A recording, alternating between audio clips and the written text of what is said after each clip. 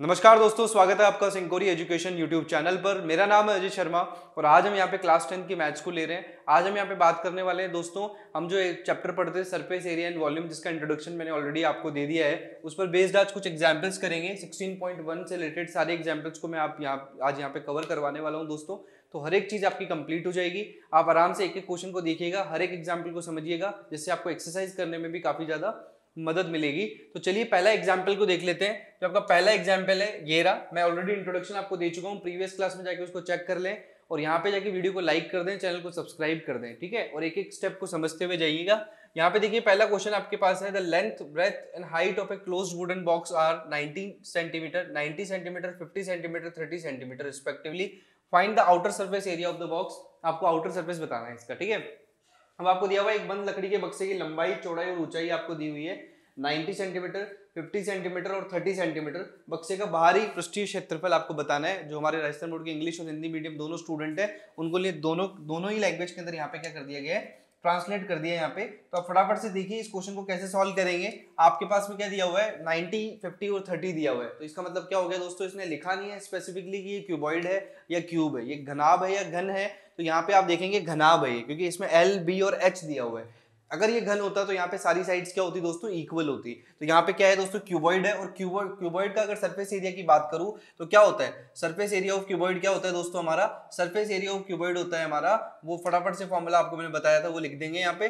Surface area of cuboid क्या होता है दोस्तों, हमारा surface area of cuboid 2 into L into B plus B into H plus H into L होता है, ठीक है। अब आपको पता है एल का वैल्यू आपको क्या दिया हुआ है, 90 सेंटीमीटर दे रखा है, ठीक है। और बी का वैल्यू क्या दे रखा है आपको, वो दे रखा है आपको 50 सेंटीमीटर। और यहाँ पे एच का वैल्यू क्या दे रखा है आपको, वो दे रखा है आपको कितना दे रखा है, 30 सेंटीमीटर। तो फटाफट से आपने बॉक्स की सारी लंबाई, चौड़ाई, ऊंचाई, लेंथ, ब्रेथ और हाइट को लिख दिया। अब फटाफट से सारी वैल्यूज को इसमें पुट करेंगे और हमारा आंसर आ जाएगा।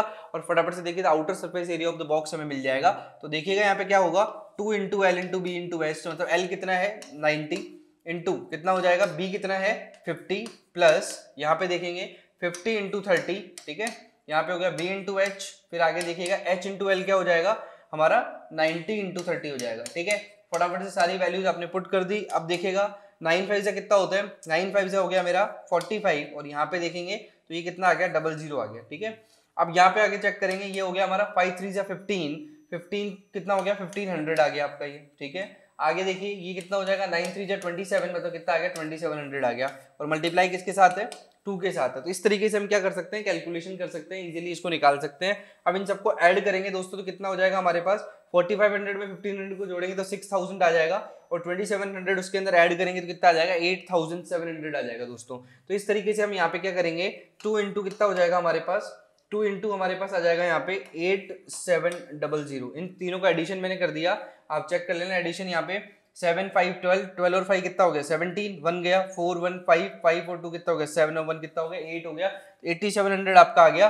इसका फाइनल आंसर देखेंगे तो इसको मल्टीप्लाई करेंगे तो कितना आएगा 0 0, 2 7 जा कितना हो गया 14, 4 आ गया 1 गया ऊपर, 2 8 जा 16, 16 और 1 कितना हो गया दोस्तों 17 हो गया। तो 17,000 कितना आ गया आपका 400 सेंटीमीटर स्क्वायर आपका क्या आ गया दोस्तों, फाइनल आंसर आ गया।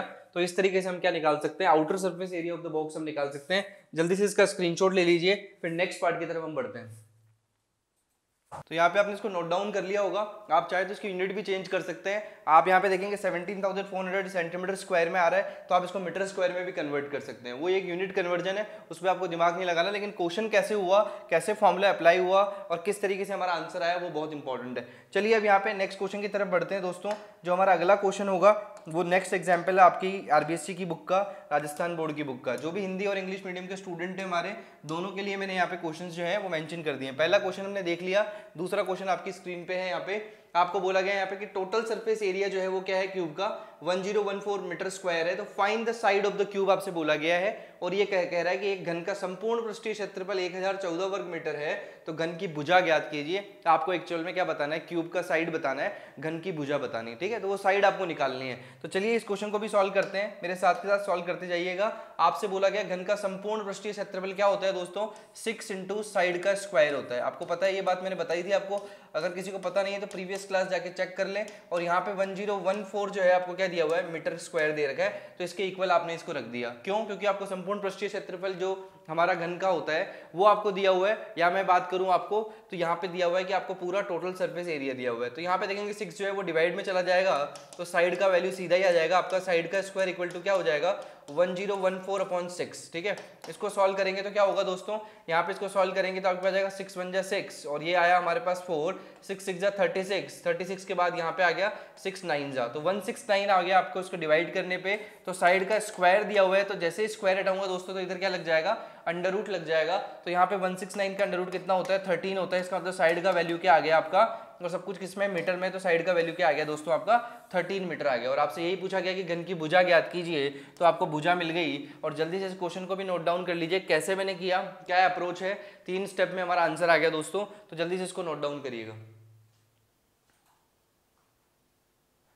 तो आपको एक क्वेश्चन समझ में आ गया होगा बहुत इजी तरीके से, आसानी से। अब नेक्स्ट क्वेश्चन की तरफ बढ़ते हैं दोस्तों। अगला क्वेश्चन जो है हमारा वो क्या कह रहा है, हमें फटाफट से उसको भी चेक कर लेते हैं कि क्या बोलते जा रहे हैं। साथ के साथ आप करते जाइए जिससे आपकी प्रैक्टिस हो जाए दोस्तों, क्योंकि एग्जाम जो है हमारे वो आने वाले हैं और ये चैप्टर्स बहुत इंपॉर्टेंट है। 10 मार्क्स आपको यहाँ से मिलने वाले हैं। तो यहाँ पे आप देखेंगे नेक्स्ट जो है हमारा, the length of a cuboid is 12 metre, breadth आपको दे रखी है 9 मीटर, और आगे आपको बोला गया है यहाँ पे हाइट जो दे रखी है वो 8 मीटर दे रखी है। फाइंड इट्स डायगोनल लेंथ, आपको डायगोनल की लेंथ बतानी है। अब डायगोनल क्या होता है दोस्तों, विकर्ण की लंबाई, और इसका फॉर्मूला मैंने आपको बताया था किस तरीके से विकर्ण की लंबाई यहाँ पे घनाभ में निकाली जाती है या क्यूबॉइड में निकाली जाती है। तो डायगोनल का जो लेंथ है यहाँ पे क्यूबॉइड में वो कैसे निकालेंगे आप, आपको पता है एल की वैल्यू आपको दे रखी है। चलिए इसको सॉल्व करते हैं फटाफट से, जल्दी से इसको सॉल्व करते हैं।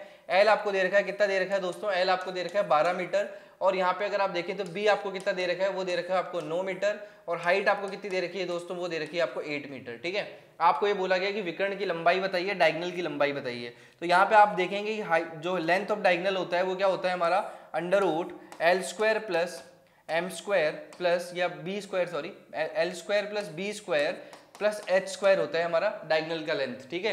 तो डायगोनल का लेंथ का फॉर्मूला होता है हमारा, अंडर रूट कर दीजिए L square plus B square plus H square आ जाता है। तो ये हमें क्या मिल जाता है दोस्तों, डायगोनल मिल जाता है। तो यहाँ पे अगर आप देखें तो डायगोनल का वैल्यू क्या आएगा, एल की जगह 12 का स्क्वायर रख दिया, प्लस यहाँ पे 9 का स्क्वायर कर दिया, प्लस एच मतलब कितना हो गया, 8 का स्क्वायर हो गया, और इसका अंडर रूट कर दिया। अब 12 का स्क्वायर आपको मैंने बताया था कि आपको 1 से 25 तक के स्क्वायर आपको अच्छे से याद होने चाहिए, आपकी कैलकुलेशन में कम टाइम यहाँ पे वेस्ट होगा, जिससे कि आप अच्छे से यहाँ पे पेपर को अटेम्प्ट कर पाएंगे।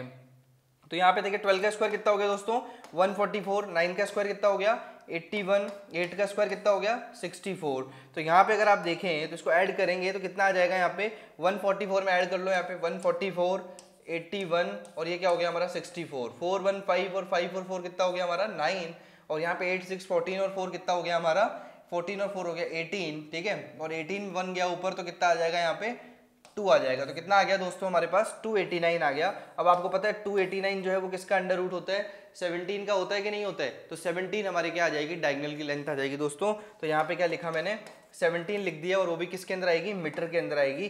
तो 17 मीटर क्या हो गया हमारा आंसर हो गया। इसको भी नोट डाउन कर लो दोस्तों, बहुत इंपॉर्टेंट है। आपसे 1 नंबर में घनाभ की विकर्ण की लंबाई पूछी जा सकती है, तो जल्दी से इसको नोट डाउन करिए। तो यहाँ पे आपने इसको नोट डाउन कर लिया होगा दोस्तों, अच्छे से समझ लिया होगा। अब नेक्स्ट पार्ट की तरफ बढ़ते हैं। अगला जो पार्ट है हमारा वो आ गया यहाँ पे, नेक्स्ट क्वेश्चन चेक करिएगा। अगला क्वेश्चन है हमारा कि length of a room is 5 metre, breadth आपको दे रखी है 3.5 मीटर, हाइट आपको दे रखी है 4 मीटर। तो find the cost of whitewash at 4 walls. अब देखिए सबसे इंपॉर्टेंट है यहाँ पे कि 4 दीवारों के ऊपर ही आपको क्या करना है, केवल इस रेट से आपको क्या करना है, व्हाइट वॉश करना है, आपको सफेदी करवानी है, ठीक है। आपको इंपॉर्टेंटली समझना है, हिंदी में भी पूरा एकदम दिया हुआ है। एक कक्ष की लंबाई इतनी है, चौड़ाई इतनी है, ऊंचाई इतनी है, 20 रुपए प्रति वर्ग मीटर की दर से चारों दीवारों पर सफेदी कराने का व्यय ज्ञात कीजिए। मतलब कितना खर्चा आया, कितना एक्सपेंस हो गया हमारा। तो चलिए इस क्वेश्चन को सॉल्व करते हैं। यहाँ पे आप देखेंगे किस तरीके से ऐसे क्वेश्चंस को करते हैं। ये क्वेश्चंस इंपॉर्टेंटली यहाँ पे 2 मार्क्स के अंदर आ जाते हैं, लेकिन आपको पता होना चाहिए कि अगर आपको 4 वॉल दी हुई है ना दोस्तों, तो आपको 4 वॉल को कंसीडर करना है। जैसे मान लीजिए रूम है हमारा, उसमें आपको ये वाला पार्ट है हमारा, ठीक है।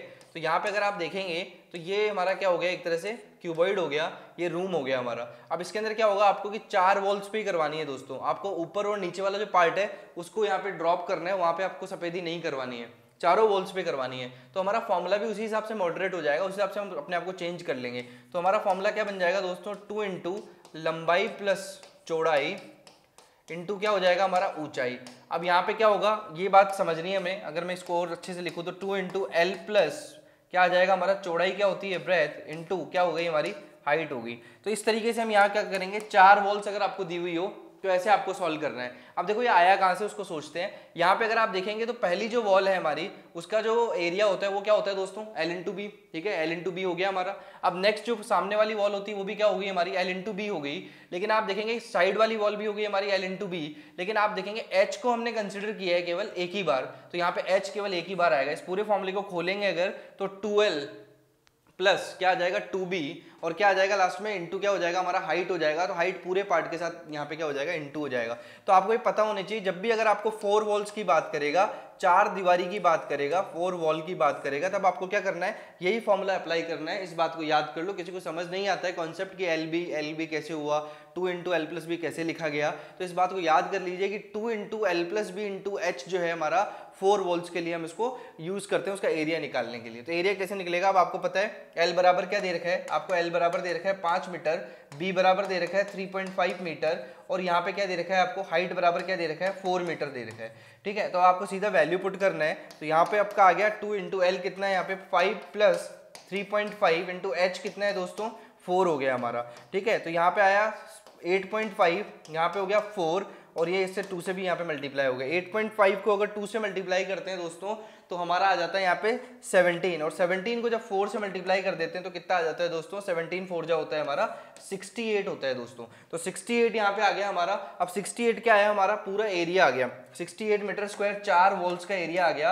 अगर आप इसको इंडिविजुअल भी निकालना चाहें ना दोस्तों तो आप आराम से निकाल सकते हैं। एक बार एक वॉल का L इंटू बी निकाल लीजिए, एक बार एक वॉल का L इंटू बी निकाल लीजिए, और यहाँ पे ऊपर वाला पार्ट और नीचे वाला पार्ट आपको छोड़ना है। तो यहाँ पे B को छोड़ देंगे आप, और क्या ले लेंगे, एक बार H ले लेंगे, ठीक है, एक बार H वाला पार्ट ले लेंगे। तो अगर आप देखेंगे तो H वाला पार्ट और B वाला पार्ट, एक बार B इंटू एच निकाल लेंगे, एक बार B इंटू एच निकाल लेंगे, तो आप देखेंगे कि आपका जो H वाला पार्ट है वो क्या होगा, कॉमन पार्ट में आ जाएगा। इसीलिए ऊंचाई कहाँ चली जाएगी हमारी, बाहर उसको निकाल देंगे, ऊंचाई को हम साइड में कर देंगे, ठीक है। तो यहाँ पे अगर आप देखेंगे तो 68 ही आएगा, आप उसको भी चेक कर लेना।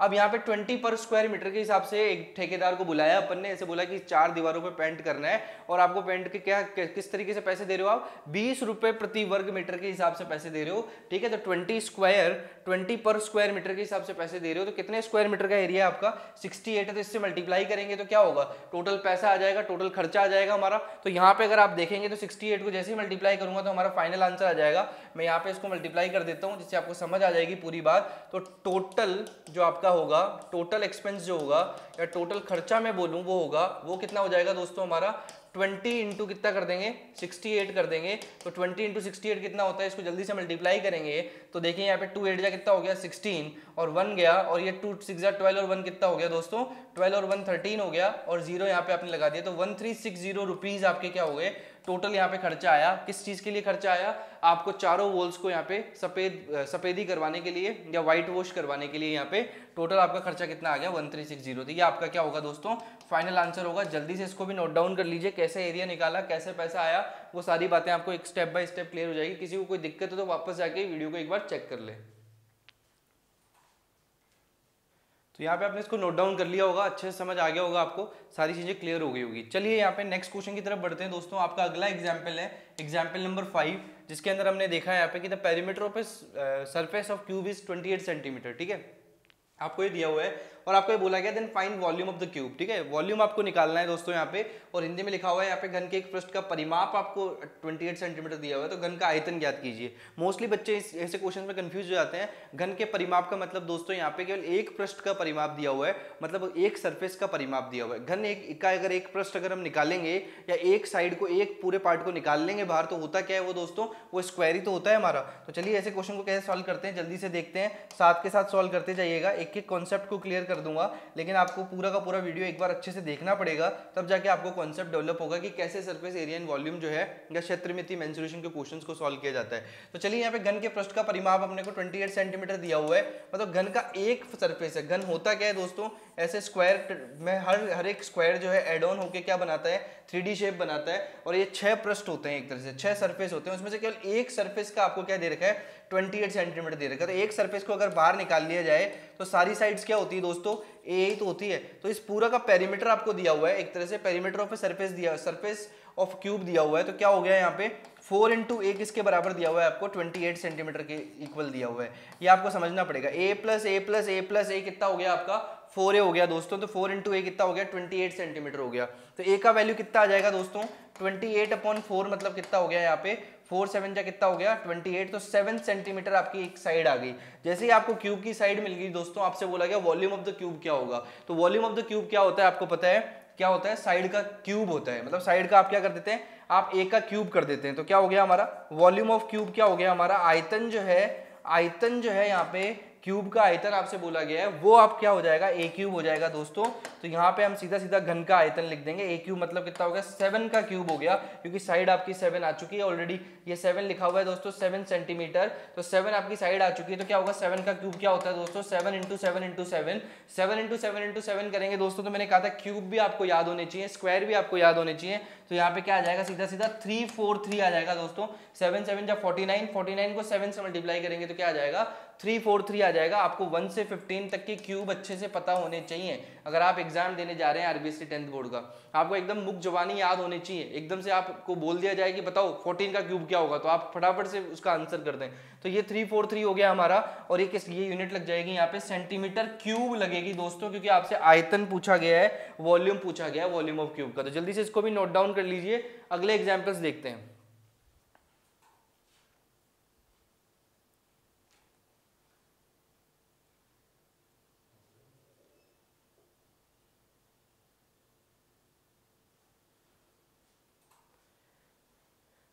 तो आपने इसको नोट डाउन कर लिया होगा। नेक्स्ट क्लास में हम बात करेंगे और एग्जांपल्स की, जो आपके सारे एग्जांपल मैं कवर करवा रहा हूँ, सारे क्वेश्चंस में कवर करवा रहा हूँ राजस्थान बोर्ड क्लास 10th के। तो हम यहाँ पे कर रहे थे 16.1 से पहले जितने भी एग्जाम्पल थे हमारे, उनको हमने कवर किया 1 to 5 तक। अब जो नेक्स्ट एग्जाम्पल्स हैं उनको भी डिस्कस करेंगे दोस्तों। तब तक आप इनको पूरा एकदम अच्छे से देख लेना, अच्छे से सारी चीज़ों को क्लियर कर लेना। पांचों जो आपके एग्जाम्पल करवाए हैं मैंने, उन कॉन्सेप्ट्स को समझ लेना। उम्मीद करता हूँ दोस्तों आपको ये वीडियो पसंद आया होगा। अगर आपको ये वीडियो पसंद आया तो वीडियो को लाइक जरूर करना, चैनल को सब्सक्राइब कर देना और यहाँ पे कमेंट करके बताना कि आपको वीडियो का कौन सा पार्ट सबसे अच्छा लगा। तो मिलते हैं दोस्तों नेक्स्ट क्लास में, तब तक के लिए आप सभी का बहुत बहुत धन्यवाद।